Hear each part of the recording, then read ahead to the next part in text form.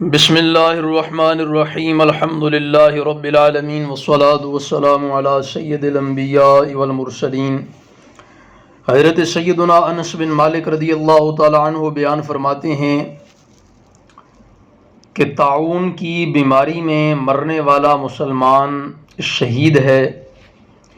اسی طرح حضرت ابو ہریرہ رضی اللہ تعالیٰ عنہ بیان فرماتے ہیں کہ رسول اللہ صلی اللہ تعالیٰ علیہ وآلہ وسلم نے ارشاد فرمایا کہ پیٹ کی بیماری یعنی حیضہ کی وجہ سے مرنے والا شہید ہے اور طاعون کی بیماری میں مرنے والا بھی شہید ہے۔ یاد رکھیں کہ شہادت دو قسموں پر ہے، ایک حقیقی شہادت ہے اور ایک حکمی شہادت ہے۔ حقیقی شہادت یہی ہے کہ انسان اللہ رب العزت کی راہ میں جنگ کرتے ہوئے، جہاد کرتے ہوئے، لڑتے ہوئے مارا جائے، وہ حقیقی شہید ہے، اور اس کو نہ غسل دیا جائے گا نہ کفن دیا جائے گا، اسی طرح اس کو دفن کیا جائے گا۔ مگر جو حکمی شہید ہیں، جیسا کہ ہم نے حدیث پاک میں پڑھا کہ طاعون اور حیضہ کی بیماری اور اس قسم کی اور بھی کئی احادیث موجود ہیں، اور بھی کئی ایسی صورتیں موجود ہیں، ان کو ذکر کیا گیا کہ اگر ان صورتوں میں بھی کوئی شخص موت کے منہ میں چلا جائے تو وہ شہید ہوگا بشرط ایمان۔ اس کو حکمی شہادت کہتے ہیں، اور اس کے لیے حکم یہ ہے کہ غسل بھی دیا جائے گا، کفن بھی دیا جائے گا، اور باقی سارے معاملات بھی اسی طرح ہوں گے۔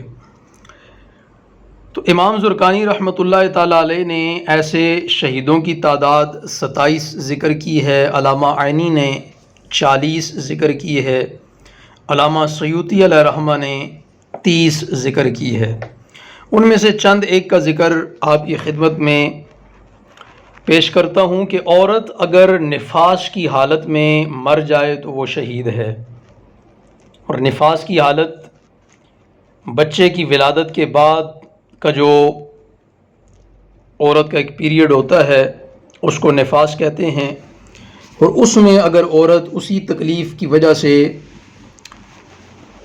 فوت ہو جاتی ہے تو شہادت کی موت ہوگی۔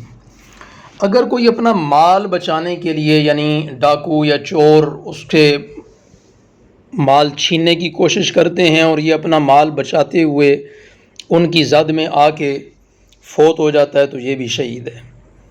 اسی طرح اپنے گھر والوں کو بچانے کے لیے اگر کوئی مارا جاتا ہے تو وہ بھی شہید ہے۔ گھوڑے یا اونٹ سے اگر کوئی کچلا گیا تو وہ بھی شہید ہے۔ زہریلے جانوروں، سانپ یا بچھو وغیرہ کے ڈسنے سے کوئی فوت ہو جاتا ہے تو وہ بھی شہید ہے۔ اسی طرح مسافر اگر کوئی سفر میں تھا فوت ہو گیا تو وہ بھی شہید ہے۔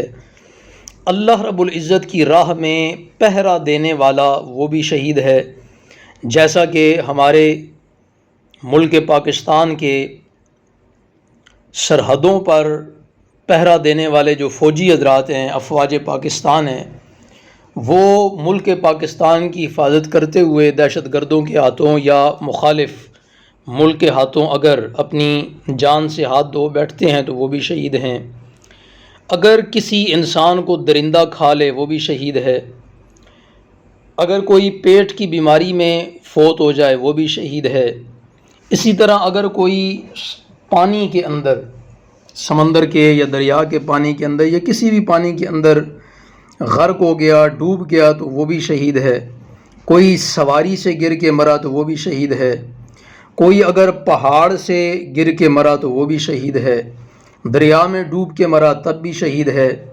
کسی ملبے کے نیچے دب کے مرا تب بھی شہید ہے، اور اگر کوئی آگ سے جل کر مر گیا تب بھی شہید ہے۔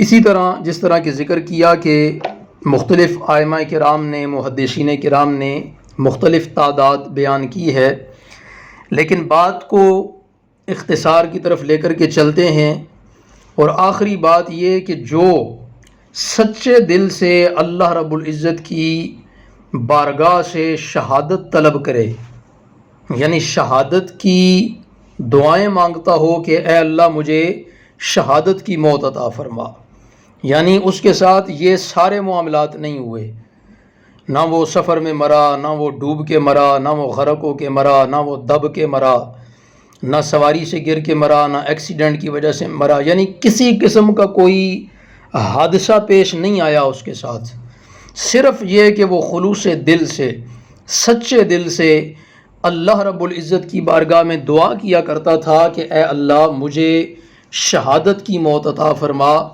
تو حدیث پاک کا مفہوم یہ ہے کہ اگر وہ اپنے بستر پر بھی مر گیا تو اللہ رب العزت اسے شہادت کا درجہ عطا فرما دے گا۔